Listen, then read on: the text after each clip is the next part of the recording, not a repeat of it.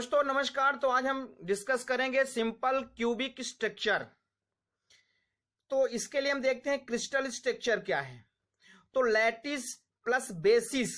Basis क्या होता है? एक पैटर्न है जिसमें हम एक एटम को एसोसिएट मानते हैं। एक लैटिस होता है उसमें एटम को हम एसोसिएट मानते हैं, ये एक इमेजिन करते हैं, जिसे हम बेसिस या बेसिस पैटर्न कहते हैं। इसे पैटर्न भी कहते हैं।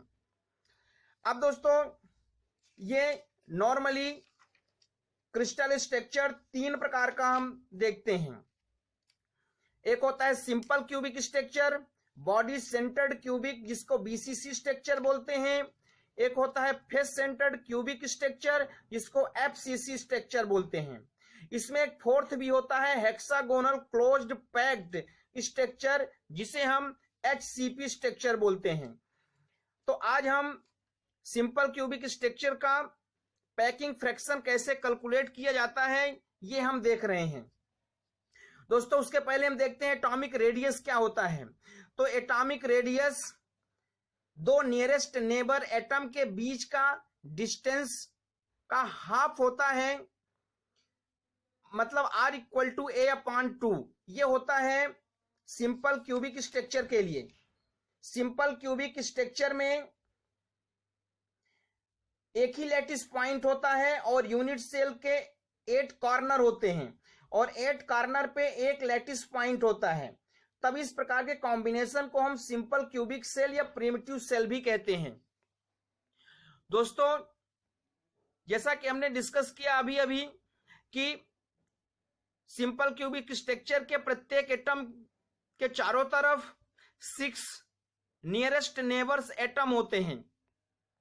इसके लिए A = होता है 2R। ये क्या है? Distance between 2 neighbouring atoms. R क्या है? Atomic radius. अब यदि हम ये मान के चलें कि यूनिट सेल में एटम का जो वॉल्यूम है वो स्मॉल भी है और यूनिट सेल का टोटल वॉल्यूम कैपिटल भी है, तब हम डिफाइन करेंगे पैकिंग फैक्टर। तो पैकिंग फैक्टर यूनिट सेल में एटम का वॉल्यूम अपॉन यूनिट सेल का वॉल्यूम, इन दोनों का रेशियो को ही हम पैकिंग फैक्टर कहते हैं। इसे हम शॉर्टकट में पीएफ से भी रिप्रेजेंट करते हैं। अर्थात पैकिंग फैक्टर पीएफ = होता है small v upon capital V। ये एक डायमेंशनलेस क्वांटिटी है क्योंकि इसमें दोनों न्यूमरेटर एंड डिनोमिनेटर दोनों में वॉल्यूम होता है। अब चूंकि सिंपल क्यूबिक स्ट्रक्चर के कॉर्नर में के प्रत्येक एटम जो है वो 8 क्यूब से कॉमन होता है, तो इस तरह से जो एटम का कंट्रीब्यूशन होता है सेल के साथ वो होता है 1/8, क्योंकि एक एटम 8 क्यूब्स के साथ कॉमन होता है तो उसका जो कंट्रीब्यूशन होगा सेल के साथ वो 1/8 होगा। अब चूंकि हम जानते हैं कि 8 कॉर्नर होते हैं तो इसलिए जिस सेल को हम कंसीडर करते हैं उसमें एटम का टोटल नंबर हम मान सकते हैं 8 × 1/8 × 1। तो कुल मिला के सिंपल वे में हम ये कह सकते हैं कि प्रत्येक कॉर्नर पे एक एटम होता है, सिंगल एटम होता है। सिंपल क्यूबिक स्ट्रक्चर के कॉर्नर में एक एटम होता है और चूंकि एक एटम 8 क्यूब से एसोसिएट होता है तो उसका जो कंट्रीब्यूशन होगा 1/8 होगा और 8 कॉर्नर होने के कारण मल्टीप्लाई हो जाएगा तो =1 हो जाएगा।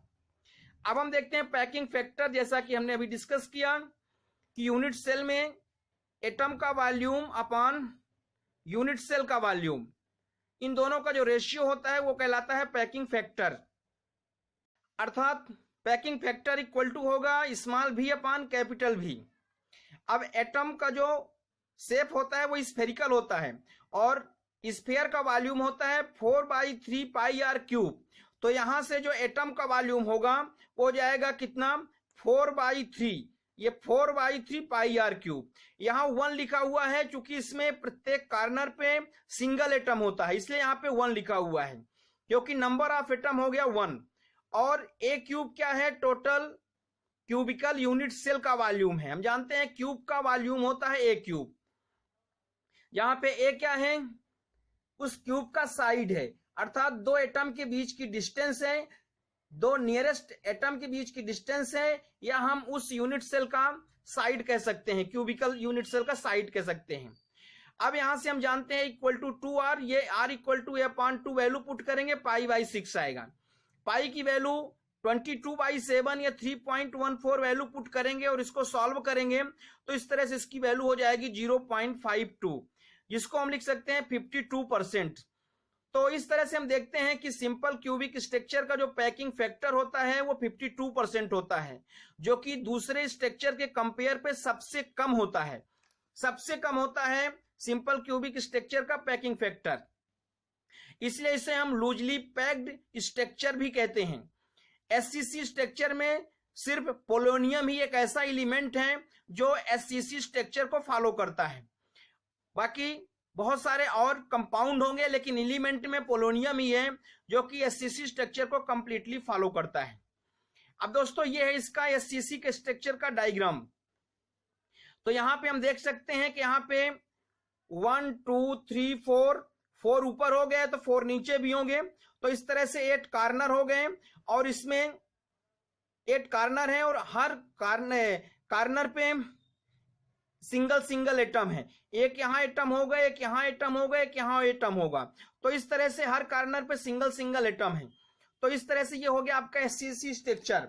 यदि हम बॉडी सेंटर क्यूबिक स्ट्रक्चर की बात करें तो उसमें जो क्यूब का डायगोनल होता है, उस डायगोनल में भी एक एटम होता है जिसे हम बॉडी सेंटर्ड क्यूबिक स्ट्रक्चर कहते हैं।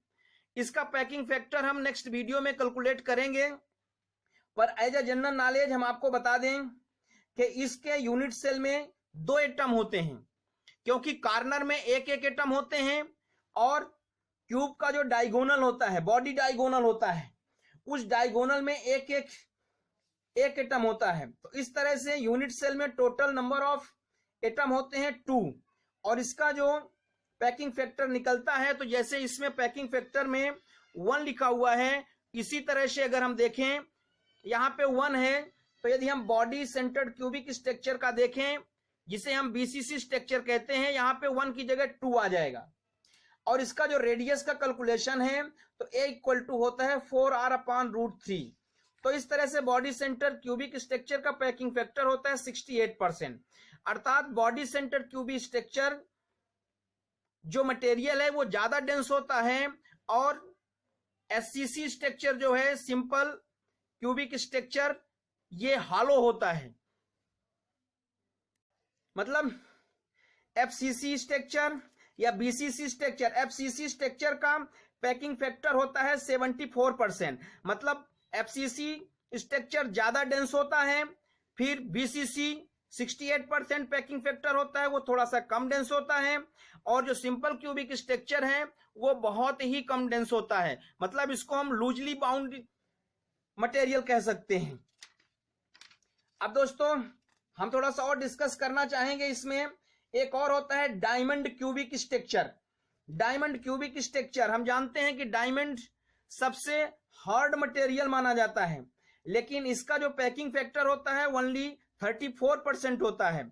मतलब डायमंड तो काफी हार्ड मटेरियल माना जाता है इसमें, लेकिन ये एससीसी स्ट्रक्चर से भी काफी लूज होता है, मतलब इन दोनों एटम के बीच में, किन्हीं भी 2 एटम के बीच में काफी गैप होता है डायमंड में भी।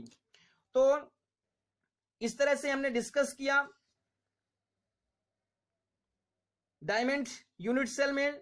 ना नेक्स्ट हम और डिस्कस करेंगे, सबके पैकिंग फैक्टर कैलकुलेट करेंगे। दोस्तों यदि आप हमारे चैनल में पहली बार आए हैं तो आप हमारे चैनल को सब्सक्राइब करें, लाइक करें, शेयर करें, और अगर कोई प्रॉब्लम है तो कमेंट करें। दोस्तों हम जो ये वीडियो बनाते हैं ये एग्जाम के पॉइंट ऑफ व्यू से बनाते हैं। हमारा एम है कि एक ऐसा वीडियो प्रोवाइड होना चाहिए जो कि स्टूडेंट उसको स्टडी करे और डायरेक्ट जाकर एग्जाम में उसको नोट करे, जिससे उसको एग्जाम में बहुत अच्छे मार्क्स आए। कॉम्पिटिटिव एग्जाम के बेस पे हम आगे वीडियो अपलोड करेंगे। तब तक आप हमारे वीडियो को कंटिन्यू देखते रहें, अपने फ्रेंड सर्कल में शेयर करें। Thank you.